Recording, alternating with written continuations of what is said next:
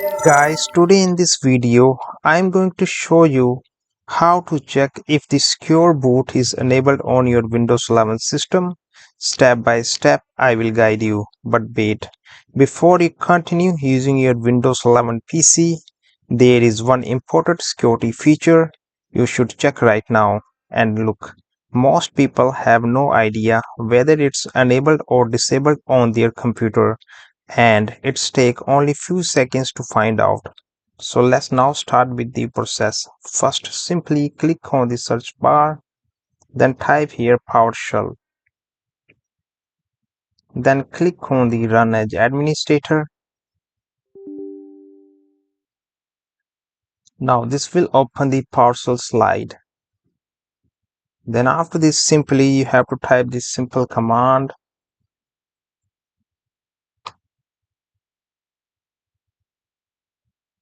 Confirm hyphen, and this is the command you have to type on the PowerShell terminal, and make sure spelling should be correct. Then simply press the enter key. Within a second, window will show you the result. As you can see, the command was successful, and here is the result. It's showing true. Look, that means the secure boot is enabled on my PC, and this is good news because the secure boot helps protect your computer from unauthorized software, malicious boot files, and certain types of malware that try to load before even the Windows start. In a simple words, it adds an extra security layer during the startup.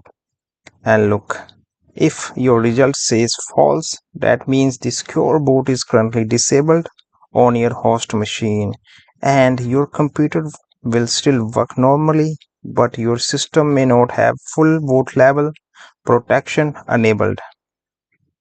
So now guys, with this simple step, you can easily check on your host machine if the secure boot is enabled or disabled on your host machine. I hope you guys like my content. Before I sign out, do not forget to like, comment, share, and follow my channel. Thanks for watching.